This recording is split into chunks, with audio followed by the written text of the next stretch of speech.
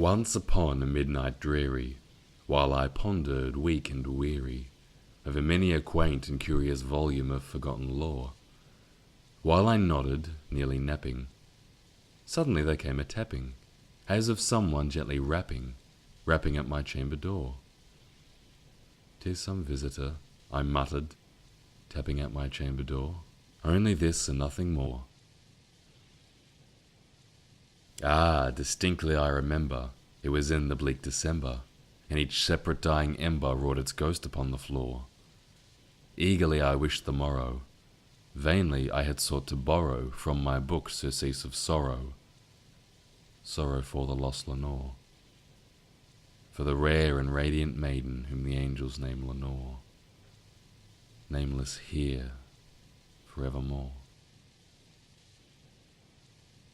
And the silk and sad uncertain rustling of each purple curtain thrilled me, filled me with fantastic terrors never felt before, so that now to still the beating of my heart I stood repeating, "'Tis some visitor entreating entrance at my chamber door, some late visitor entreating entrance at my chamber door. This is it and nothing more." Presently my soul grew stronger, hesitating then no longer. "Sir," said I, "or madam, truly your forgiveness I implore. But the fact is I was napping, and so gently you came rapping, and so faintly you came tapping at my chamber door, that I scarce was sure I heard you. Here I open wide the door. Darkness there, and nothing more." Deep into that darkness peering, long I stood there, wondering, fearing, doubting, dreaming dreams no mortal ever dared to dream before. But the silence was unbroken, and the stillness gave no token, and the only word there spoken was the whispered word, "Lenore?" This I whispered, and an echo murmured back the word, "Lenore." Merely this and nothing more. Back into the chamber turning, all my soul within me burning. Soon again I heard a tapping, somewhat louder than before. "Surely," said I, "surely that is something at my window lattice. Let me see then what thereat is, and this mystery explore. Let my heart be still a moment, and this mystery explore. 'Tis the wind, and nothing more." Open here I flung the shutter, when, with many a flirt and flutter, in there stepped a stately raven of the saintly days of yore. Not the least obeisance made he, not a minute stopped or stayed he, but with mien of lord or lady perched above my chamber door, perched upon a bust of Pallas just above my chamber door, perched and sat, and nothing more. Then this ebony bird beguiling my sad fancy into smiling, by the grave and stern decorum of the countenance it wore.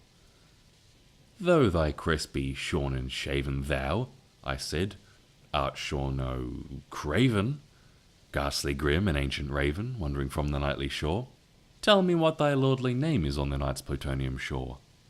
Quoth the raven, "Nevermore." Much I marvelled this ungainly fowl to hear discourse so plainly, though its answer little meaning, little reverency bore. For we cannot help agreeing that no living human being ever yet was blessed with seeing bird above his chamber door, bird or beast upon the sculptured bust above his chamber door, with such a name as Nevermore. But the raven, sitting lonely on that placid bust, spoke only that one word, as if his soul in that one word he did outpour.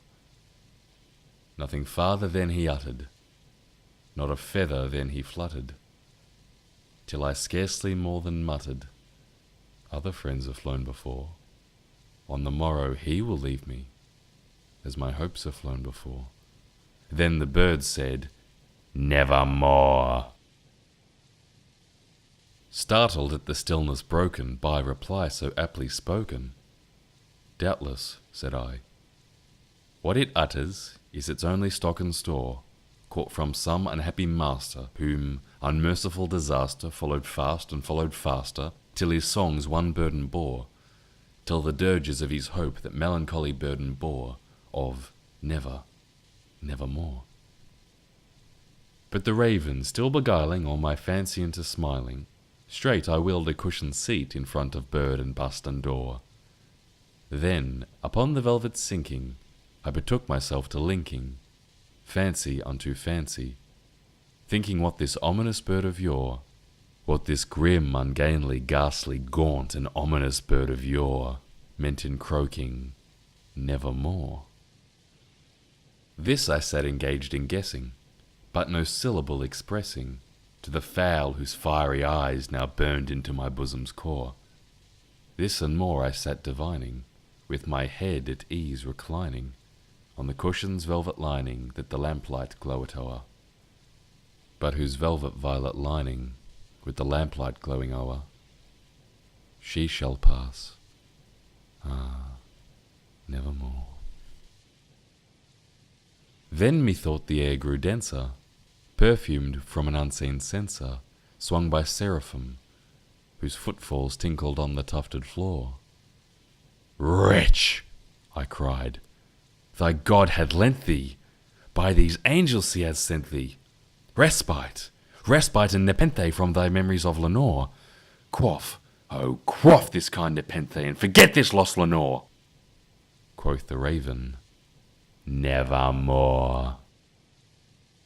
Prophet, said I, thing of evil, prophet still, if bird or devil, whether tempter sent or whether tempest tossed thee here ashore, desolate yet all undaunted, on this desert land enchanted, on this home by horror haunted, tell me truly, I implore, is there balm in Gilead? Tell me, I implore. Quoth the raven, nevermore. Prophet, said I, thing of evil, prophet still, if bird or devil, by that heaven that bends above us, by that God we both adore, tell this soul with sorrow laden, if, within the distant Aidenn, it shall clasp a sainted maiden, whom the angels name Lenore, clasp a rare and radiant maiden, whom the angels name Lenore. Quoth the raven, nevermore. Be that word our sign of parting, bird or fiend, I shrieked, upstarting. Get thee back into the tempest and the night's plutonium shore. Leave no black plume as a token of that lie thy soul hath spoken. Leave my loneliness unbroken. Quit the bust above my door. Take thy beak from out my heart and take thy form off from my door. Quoth the raven, nevermore. And the raven, never flitting, still is sitting on the pallid bust of Pallas just above my chamber door, and his eyes have all the seeming of a demon's that is dreaming, and the lamplight o'er him streaming throws his shadow on the floor, and my soul from out that shadow that lies floating on the floor shall be lifted nevermore.